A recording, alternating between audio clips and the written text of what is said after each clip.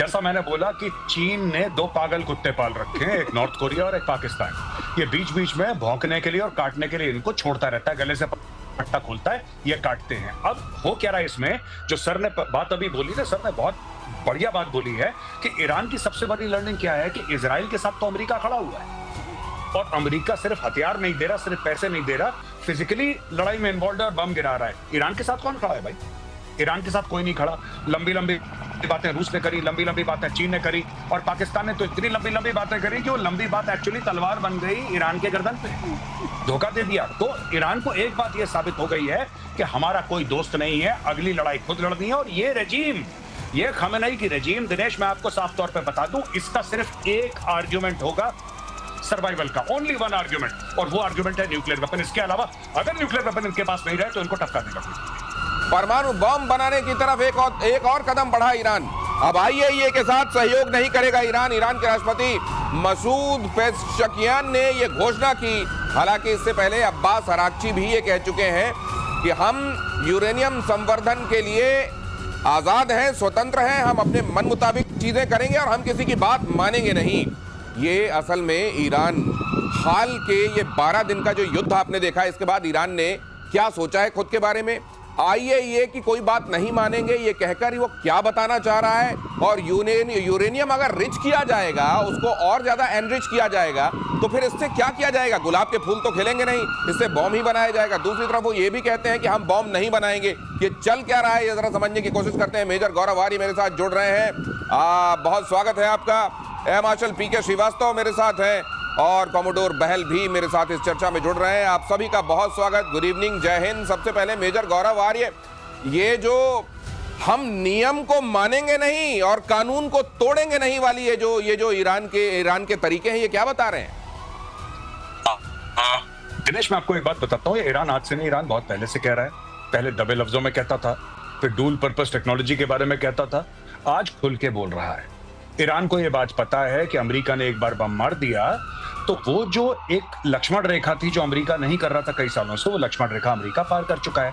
और यही चीज पिछले 20 साल से बेंजामिन नेतन्याहू अमेरिका को समझाने की कोशिश कर रहा है कि भाई ये जो न्यूक्लियर वेपन है ये पूरे देश के लिए नहीं, मतलब सिर्फ इजराइल के लिए नहीं, पूरे देश के, लेकिन पूरी दुनिया के लिए खतरा है, खासतौर से अमेरिका के लिए भी खतरा है। और ये बात खमेनेई और खमेनेई के पहले खोमेनेई, ये दोनों के दोनों कह चुके हैं कि अमेरिका हमारा दुश्मन है। अब मुझे बात ये समझ में नहीं आती दिनेश, ये बंदा कह रहा है मैं न्यूक्लियर वेपन बनाऊंगा ही बनाऊंगा, पहली चीज। दूसरा कहता है कि तुम हमारे दुश्मन हो, तुम पे बम मारूंगा, और तुम भी अमेरिका हमारे दुश्मन हो, इजराइल अमेरिका दोनों पे बम मारूंगा।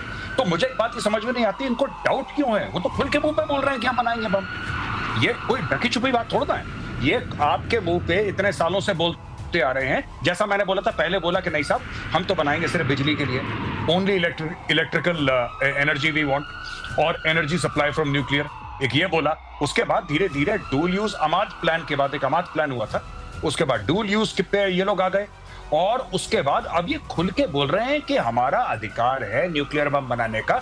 और कोई ईरानियन जो स्टेट है उसके, आप जरा उसके स्टेटमेंट आप देख लीजिए कि न्यूक्लियर वेपन से कंफ्यूजन होगा। ईरान ने कभी अपनी तरफ से कोई एम्बिग्विटी नहीं रखी है, उसने सीधा सीधा कहा हम बनाएंगे, लेकिन उनके यहाँ से भी स्टेटमेंट आते रहे सर, उनके यहाँ से भी स्टेटमेंट आते रहे हैं। खमेनेई कहते रहे कि हम बॉम्ब नहीं बनाएंगे, हम बॉम्ब नहीं बनाएंगे, साथ में इसको एनरिच भी करेंगे। तो एनरिच करेंगे तो क्या करेंगे उसमें? फिर क्या उसका परफ्यूम बनाएंगे? क्या करेंगे? ये एक बड़ी बात है। मैं आपके पास आ रहा हूं सर। अपनी वायुसेना को मजबूत करने चीन के दरवाजे पर ईरान पहुंच गया है। चीन से J-10C फाइटर जेट खरीदने की योजना है। ईरान ने 2023 में रूस से 50 सुखोई 35 जेट्स खरीदने की डील की थी।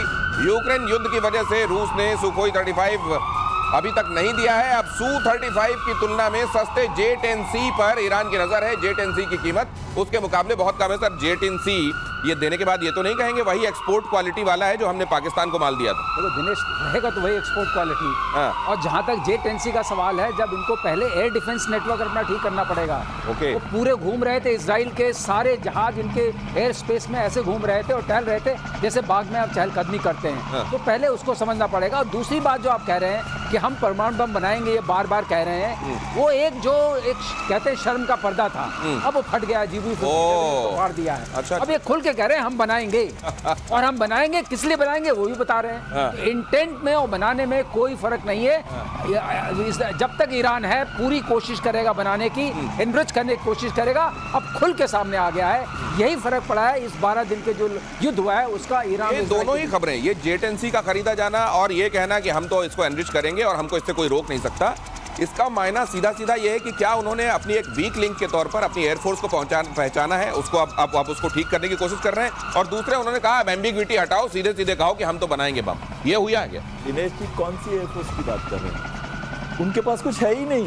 MiG-29 जहाज, Su-24 जहाज, वो जहाज, F-4 जहाज, 14 जहाज, कहाँ? वो तो कब के लोगों ने उसको राइट ऑफ कर रखा है। ये ले लेने से क्या होगा? ये लेने से कुछ होने वाला नहीं है। जैसे कि अभी बता रहे थे मार्शल साहब भी, एयर डिफेंस जब तक नहीं है तो कुछ नहीं होने वाला। और बड़ी अहम बात क्या आती है जब वो बात करते हैं कि मुझे एनरिच करना है यूरेनियम, ये 12 दिन के युद्ध में उनको एक चीज तो समझ आ गई कि उनको ये युद्ध अपने आप अकेले लड़ना है। ना रशिया उनकी हेल्प में आया, ना चीन उनकी हेल्प में आया। अगर उनको अपने अस्तित्व को बचाना है तो जरूरी है कि लेकिन अभी बयान आया है, किम जोंग उन की तरफ से कहा गया है कि अब की बार मार दिया अगर ईरान को। मेजर गौरव आर्य, ये किम जोंग उन ने कहा है कि अब ठीक है, जो हो गया सो हो गया, लेकिन अब की बार अगर मारा तो फिर चीन और नॉर्थ कोरिया खुलकर आ जाएंगे ईरान के समर्थन में। देखिए साहब, एक छोटी सी बात है, बिल्कुल आपने बहुत बढ़िया बात बताई। जैसा मैंने बोला कि चीन ने 2 पागल कुत्ते पाल रखे हैं, एक नॉर्थ कोरिया और एक पाकिस्तान।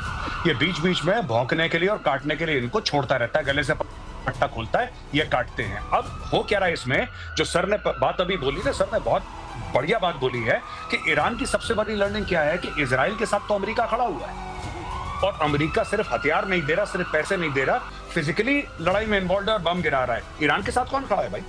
ईरान के साथ कोई नहीं खड़ा। लंबी लंबी बातें रूस ने करी, लंबी लंबी बातें चीन ने करी, और पाकिस्तान ने तो इतनी लंबी लंबी बातें करी कि वो लंबी बात एक्चुअली तलवार बन गई ईरान के गर्दन पे, धोखा दे दिया। तो ईरान को एक बात ये साबित हो गई है कि हमारा कोई दोस्त नहीं है, अगली लड़ाई खुद लड़नी है। और ये रेजीम, ये खमेनेई की रेजीम, दिनेश मैं आपको साफ तौर पे बता दूं, इसका सिर्फ एक आर्ग्यूमेंट होगा सर्वाइवल का, ओनली वन आर्ग्यूमेंट, और वो आर्ग्यूमेंट है न्यूक्लियर वेपन। इसके अलावा अगर न्यूक्लियर वेपन इनके पास नहीं रहे तो इनको टक्का देगा। न्यूक्लियर वेपन से ही सुरक्षा हो सकती है, इसलिए सुरक्षा तो हर हाल में सुनिश्चित करनी है। खमेनेई के सामने सिंगल पॉइंट एजेंडा ये है। और नए युद्ध की तैयारी में इजराइल और अमेरिका। अगली खबर देखिए, टेल अवीव के बेन गुरियन एयरपोर्ट पर सैन्य विमानों की आवाजाही बढ़ी। हवाई अड्डे पर बड़ी तादाद में अमेरिकी सैन्य मालवाहक विमान उतरे। ये क्या लेकर गए होंगे मार्शल श्रीवास्तव, ये क्या लेके गए होंगे? वही लेके गए जो खर्च कर दिया। 12 दिन की लड़ाई हुई, जितने ड्रोन्स खर्च हुए, तो इतनी जल्दी रिप्लेनिश क्यों कर रहे हैं? जरूरी है। नहीं, इतनी जल्दी रिप्लेनिश कर रहे हैं, मतलब तुरंत में फिर कुछ होने वाला है क्या? देखिए, आयरन डोम को आयरन बीम तो बना लिया, Iron Dome, Iron Beam, Arrow 1, Arrow 2, David Sling, सबको वापस पुनः स्थापित करना है दिनेश, जिससे कि कोई खतरा नहीं आ सके। ये जरूरी है। इजराइल छोटा सा देश है, अगर उसमें ये कोई खामी आ गई तो इजराइल खत्म हो जाएगा, क्योंकि बची खुची अभी भी इनके पास मारक क्षमता है। ईरान के पास, ईरान को ऐसा है कि आप जितना भी मार लीजिए, कुछ मिसाइल्स तो होंगी, उनको गिरने का कोई भी समय और साधन नहीं मिलना चाहिए। इसलिए ये सारे विमान उतर रहे हैं और पूरी जो रिप्लेनिशमेंट हो रहा है, जितना भी इनके पास एम्युनिशंस का भंडार था। अब ये जरा देख लीजिए, ये सीज फायर जो है उसकी हकीकत देखिए। तेहरान में IRGC के मिसाइल बेस पर धमाके की खबर है। बनफ्शे पार्क के पास हथियार मिसाइल डिपो में विस्फोट, इलाके में धुआं और सायरन की आवाज। अब ये जाहिर है अपने आप तो फूटा नहीं होगा मेजर गौरव आर्य। अब अगर यहाँ ये फूटा तो मुझे ये लगता है कि इजराइल इस समय यहाँ पे इक्का दुक्का अगर ऐसा कुछ कर भी देगा तो ईरान की तरफ से कहा जाएगा नहीं इजराइल वाला नहीं हो सकता, हमारे यहाँ ये धोखे से फट गया हो, क्योंकि ये सीज फायर कायम रहने में ही फिलहाल भलाई है जब तक परमाणु नहीं बन जाता। नहीं, आप बिल्कुल ठीक कह रहे हैं दिनेश, और इसमें हो सकता है कि कुछ मीडिया आउटलेट्स को बोल दें कि जरा ये बात उछालना कि इजराइल ने करी है, लेकिन औपचारिक तौर पे इसको अंडर प्ले करेगा ईरान, और इसलिए अंडर प्ले करेगा क्योंकि ईरान का बहुत भारी नुकसान हो गया। ईरान माना क्यों ये सीज फायर, आपको पता है ये माना क्यों सीज फायर? ईरान इसलिए माना क्योंकि ईरान में लड़ाई करने की क्षमता नहीं थी, और इजराइल इसलिए माना क्योंकि अमेरिका चाहता था, क्योंकि बिना अमेरिका के उसके हथियारों का सप्लाई बंद हो जाएगा। तो दोनों का इसमें फायदा था सीज फायर में, मानना पड़ा, दोनों को मानना पड़ा। लेकिन जिस दिन मजबूरी नहीं होगी उस दिन ये सीज फायर टूटेगा और उस दिन दोबारा लड़ाई होगी। ये हो ना हो इजरायलियों ने करा होगा, हो ना हो। और आप कान खोल के, मैं आपको आज बता रहा हूं व्यूअर्स को, अगले 2-3 महीने के अंदर अगर फिर से किसी टॉप कमांडर की हत्या नहीं हो जाती है कुछ एक्सीडेंट में, या अजीबोगरीब कोई ट्रेडमिल पे भागता हुआ सर के बल गिर के मर गया, ये इजरायली मारते भी ऐसे है ना, बड़े इनोवेटिव तरीके इजरायली कि सवेरे चहल कदमी कर रहे थे, कुछ हुआ और वो मर गए, इस टाइप का आप देखिएगा। इजराइल नहीं रुकने वाला है साहब, वो नहीं रुकेगा। तो ये आपको सतह पर जो सीज फायर दिखाई दे रहा है, इस सतह के नीचे बहुत सारा अंडर करंट है, इसको समझने की जरूरत है। और भारत के करीब अमेरिका ने तैनात किए बॉम्बर, यह खबर देखिए, डिएगो गार्सिया में B-52 F-15 KC-135 तैनात। सैटेलाइट इमेज से बहुत बड़ा खुलासा, कम मौकों पर इस सैन्य अड्डे पर इतनी बड़ी तैनाती तो होती रहती है यहाँ, लेकिन एक साथ इतने सारे अलग अलग तरीके के फाइटर प्लेन्स, बॉम्बर्स और उनकी इतनी ज्यादा तैनाती, ये डिएगो गार्सिया, ये भी जरा देख लीजिए, समझ लीजिए। और आप कमोडोर बहल अगर इसकी सिचुएशन समझा सकें, यहाँ पर इस तैनाती के मायने क्या हैं, अगर आप ये बता सकें। देखिए, डिएगो गार्सिया 2000 किलोमीटर नीचे है भारत के, और 3700 से 400 किलोमीटर दूर, 4000 किलोमीटर दूर है ईरान से।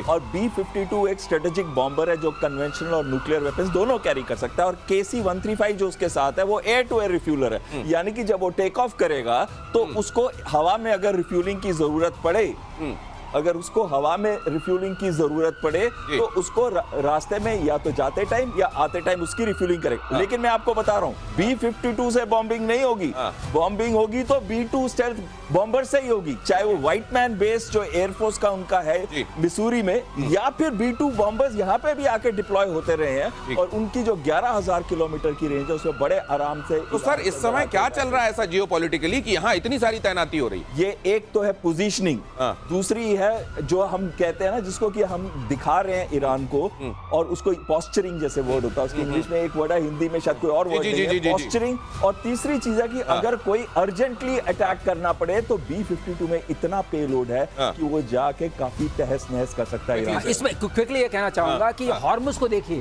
वो जो स्ट्रेट ऑफ हॉर्मुज है, यहाँ पर अगर कोई गड़बड़ होती है ईरान की तरफ से, अपनी तरफ से प्रतिक्रिया होती है, तो ये उसके दायरे में भी है। तेल वाली तैनाती है, तेल वाली तैनाती है, ये पूरा सी लेन्स को कवर करने की तैनाती है। राइट, अगर ईरान ने ऐसा कुछ करने की कोशिश की और हॉर्मुज में कहीं उसने अपनी मसल फ्लेक्सिंग की, तो असल में जो कहा जा रहा है ना पोस्चरिंग वो कि जो पहलवान होता है ना, वो दांव लगाकर चित तो करता ही है, लेकिन पहले जो मूंछों में ताव देकर ताल ठोकता है ना, वो बड़ा जरूरी होता है, और यहां पर वो हो रहा है। अगली खबर देखिए, यूक्रेन को आर्म सप्लाई पर ट्रंप ने लगाई रोक, एयर डिफेंस सिस्टम, तोप के गोले, हवा में मार करने वाली मिसाइल सप्लाई पर रोक। अमेरिका ने यूक्रेन को भेजे जाने वाले PAC-3 पैट्रियट सिस्टम की खेप रोकी।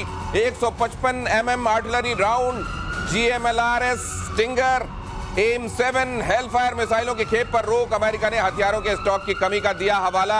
मेजर गौरव आर्य, आप ये कह रहे थे कि अब धीरे धीरे ये ब्रेक लगाया जाएगा, और ये लगाया जाना शुरू कर दिया गया। देखिए साहब, मैं तो बहुत ज्यादा कंफ्यूज हो गया हूं, और कंफ्यूज इसलिए हुआ हूं कि कल परसों इन लोगों ने एक बिल इंट्रोड्यूस करा था अपनी कांग्रेस में कि जो तेल खरीदेगा रूस से, जो भी तेल खरीदेगा, खासतौर से भारत और चाइना, उनके ऊपर 500% टैरिफ होगा।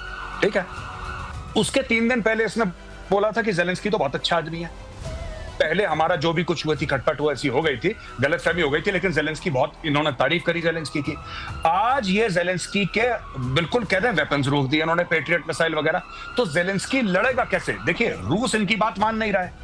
ऐसा बात तो ये होती ना कि जब रूस कहता कि साहब हम ठीक है, हम लड़ाई रोक रहे हैं, आप ज़ेलेंस्की को बोलो कि वो भी ना लड़े, तो अमन शांति। रूस कह रहा है नहीं, कोई अमन शांति नहीं, हम तो ठोकते रहेंगे इसको।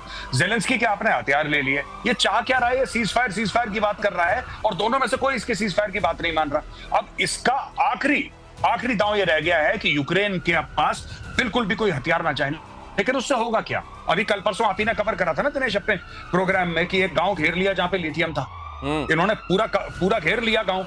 वो तो रूसी फौजें तो आगे बढ़ रही हैं। तो ट्रंप क्या चाह रहा है? जैसे ट्रंप ने बहुत पहले बोला था, मैं क्या चाहता हूं या मैं क्या करने वाला हूं ये किसी को नहीं पता, मुझे भी नहीं पता। तो मुझे लगता है भैया, जब ट्रंप को नहीं पता तो हमें कैसे पता होगा? मुझे एक चीज और लगती है, हो सकता है कल जब इस वक्त हम लोग मिल रहे हो तो ये पता चले कि वो खेप भेज दी गई, कल रोकी गई थी, आज भेज दी गई। ये इस तरीके ये जो काम किया जा रहा है, नेटो के चक्कर में यूक्रेन को यहां तक पहुंचाना और अब खेप रोकने की बात करना, बीच में रेयर अर्थ मेटल की डील भी कर लेना, और ये दिखाता क्या है? देखिए बहुत इंपॉर्टेंट चीज पता है क्या है इसके अंदर, एक इकोनॉमिक्स प्रोफेसर हैं यूएस के, उन्होंने कहा था जितने मैं अपने अंडरगारमेंट चेंज नहीं करता, मतलब एक दिन के अंदर उतनी बार तो ये पॉलिसी चेंज कर देते हैं अपनी। जी। ट्रंप के बारे में ये कहा जा रहा है, और ट्रंप अब क्या चाहता है कि अगर ये युद्ध रुक नहीं रहा तो अगर वो रोक लेगा सप्लाई, खेप रोक लेगा, जो हमने बताया कि पैट्रियट सिस्टम, जो एयर डिफेंस सिस्टम उसको बहुत जरूरी चाहिए, तो उसके बाद इतनी तबाही यूक्रेन की हो जाएगी, कम से कम यूक्रेन डिसाइड कर लेगा कि अब मुझे सीज फायर करना चाहिए, क्योंकि जेलेंस्की ही इसको आगे लेके जा रहा है, और जेलेंस्की ये हमेशा कह रहा है कि यूरोप को अटैक करेगा रशिया। तो अगर ये खेप वाकई रोक के रखी जाती है तो सीज फायर अगले 1-1.5 महीने में हो जाएगा सर? बिल्कुल हो जाएगा। मैं आपको बता रहा हूँ पैक 3 मिसाइल्स में है, उसी के अंदर थोड़ा सामर्थ्य क्या है sir pack 3 missile? Pack 3 missile जो है वो हाइपरसोनिक या सब हाइपरसोनिक मिसाइल्स को, सुपरसोनिक मिसाइल्स को रोक सकती है। अच्छी है, अच्छा। और उसी का हमला होगा। ओके। अगर आपने पैक 3 खत्म कर दी इनकी बैटरीज में से जो पैट्रियट में है, बाकी पीएसी जो दूसरा वर्जन है वो नहीं रोक सकता है। पैक 3 उसमें सक्षम है, लेकिन कॉस्टली भी वही है। अच्छा। करीब 4 मिलियन से ऊपर की मिसाइल है वो। तो उसको अगर उसने नहीं दिया तो अब जेलेंस्की क्या करेंगे? और जो उनके पास चीजें आ रही हैं, अटैक्स जो हो रहे हैं, और आप एक चीज और देख रहे हैं, अटैक्स अब बहुत बढ़ गए हैं। जितने भी चाहे ड्रोन्स के हों चाहे मिसाइल्स के हों, अटैक्स बढ़ गए हैं यूक्रेन के ऊपर। तो ये जो बहल साहब ने बोला कि ये जो चीज है, ultimately Zelensky himself will say I want cease fire, फिर इनको मिलेगा नोबेल प्राइज कि आपने पीस करवा दी।